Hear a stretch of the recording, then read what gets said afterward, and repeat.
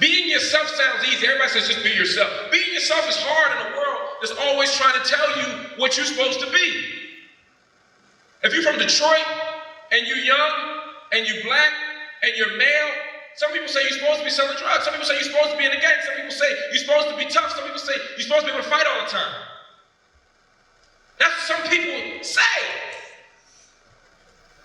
The world is always telling us what it means to be ourselves. When we listen to our music, when we watch television, when we walk down the street, when we look at the signs, the world is always supposed to say, we're supposed to be this one thing. And there's nothing wrong with being certain things. The world tells you you're supposed to be a rapper. There's nothing wrong with being a rapper, but everybody ain't going to be a rapper.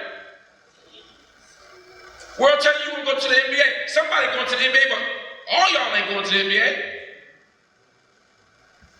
The lesson is being yourself means not just being what the world tells you to be, and it's not just about career, it's also about yourself. When you walk into the store, you ever walk into a store and see the mannequin?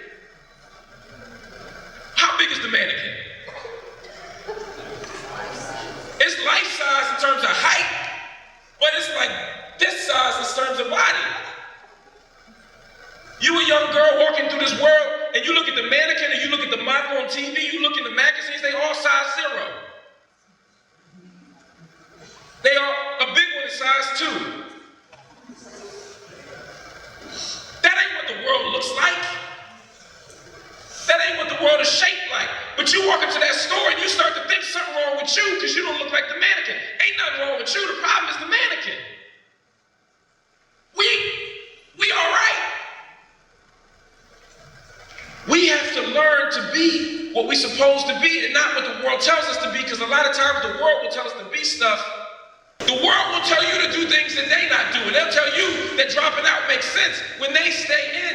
They'll tell you that going to jail is okay when they don't go. They'll tell you that getting an A on the test is something that makes you white when ain't nothing white about an A. They'll tell you to have a baby at 16 and they wait until they're 26, 36, sometimes 46. Salt on E is true. The world will tell you things, but the truth is you have to find a way to be yourself and find your vision. If you inside of yourself, you feel like you're an artist, be an artist.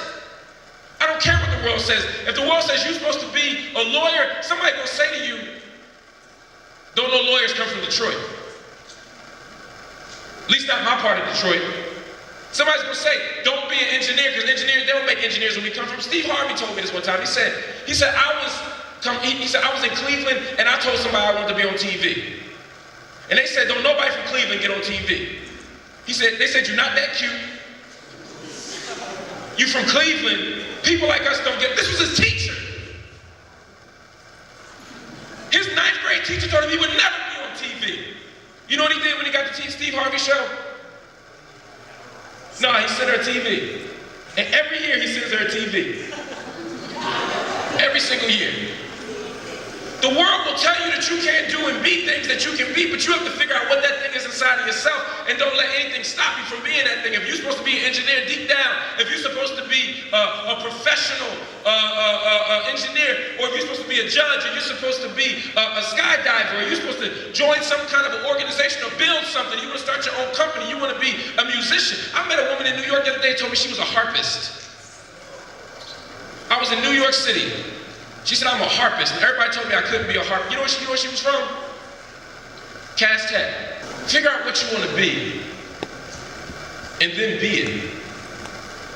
He asked me, the man on the train station floor, he said, what do you want to be? I said, I think I want to be a professor.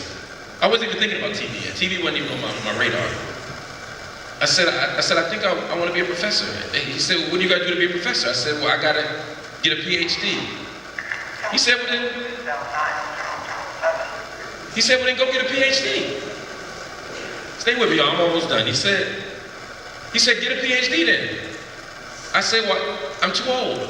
I done dropped out of school, I'm old now, I'm 19.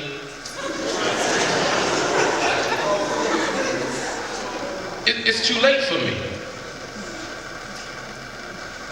He said, well, how long do it take to get a PhD? I said, well, I gotta go back to undergrad, I gotta finish school, I gotta go to grad school, I gotta do all this stuff. I said, it's probably gonna take me 10 years to get a PhD. You know what he said to me? He said, dummy, 10 years gonna go by anyway. You just ain't gonna have a PhD.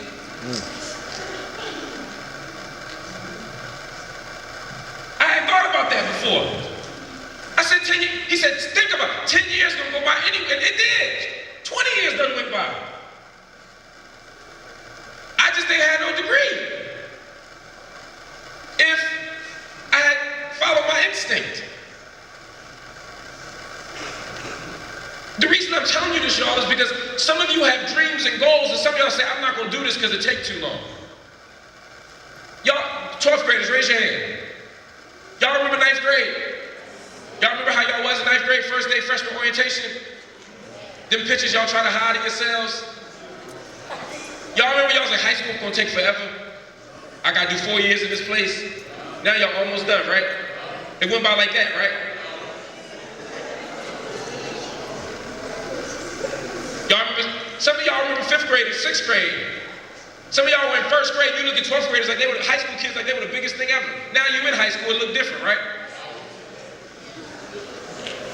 Well, if everybody's the same size as when you were in 1st grade, there's probably a different problem, young man.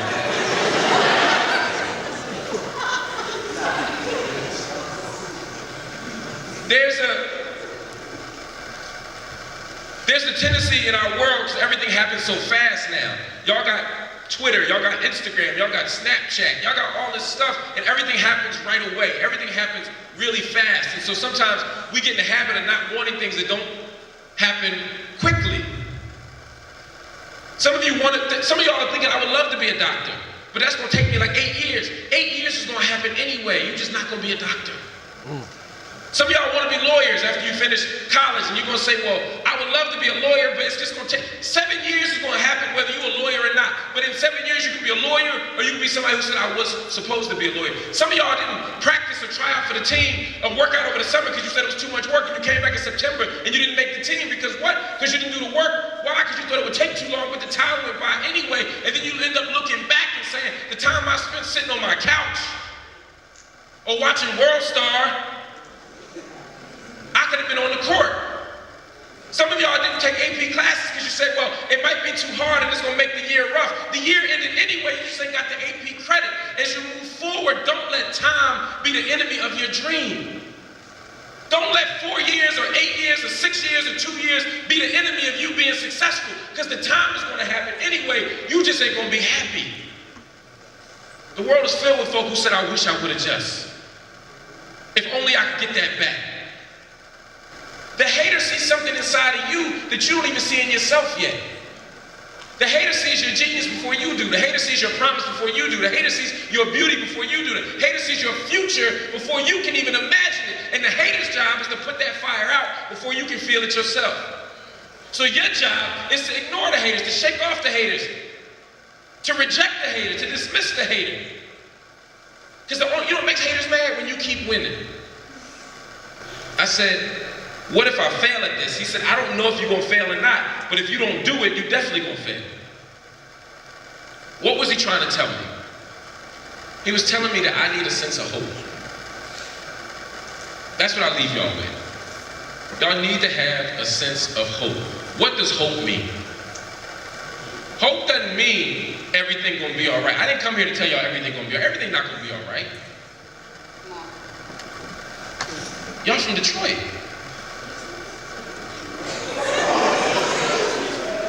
Everything ain't all right in Detroit, everything all right in Philly, everything all right in Chicago, everything all right in New York, everything all right in America.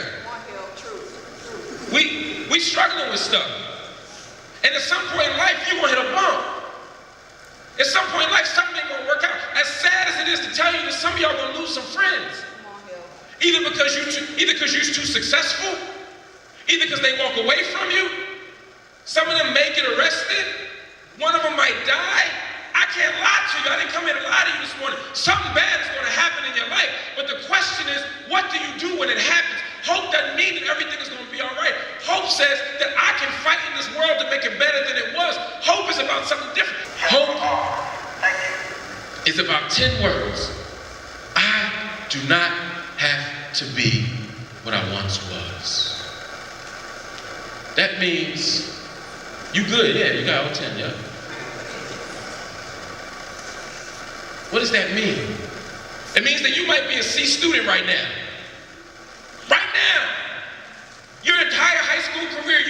C student, your whole K through 9 career, you might have been a C student, but right now, today, you can be an A student. Doesn't mean we erase the past, but it means you don't have to be prisoner to what you once were. You don't have to be prisoner to statistics. The world says that 1 in 3 of y'all are going to be incarcerated between 20 and 29. You don't have to do that. The world says that 1 in 3 or 1 in 4 of y'all are going to be pregnant before you graduate. You don't have to do that. The world says that 1 in 10 of y'all might commit suicide. None of y'all, God forbid, have to do that. I do not have to be what I once was means I can leave this room today recommitted to being something else. And it doesn't mean it's going to be perfect. Some of y'all have spent your whole life trying to find one person to believe in you. Some of you have gone through person after person and everybody takes something from you but doesn't put anything back in. Some of you might have been in 15 houses, ain't found a home yet. Some of you may have struggled in all sorts of ways, but today, right here, right now, we can commit and say, I do not have to be what I once was. It might mean that you no longer have to hang with that circle of friends that ain't really your friends. Those people that smile in your face and talk behind your back. It might mean that you might not hang with that crew that every time you go out, y'all get in trouble. Every time I had a friend, every time we went to the club, we ended up fighting. Every time, I was like, I ain't going to the club with Wale no more. I'm tired of this fight too much. You just had to make a different choice. I do not have to be what I once was means you can make a different choice. You can make a different choice.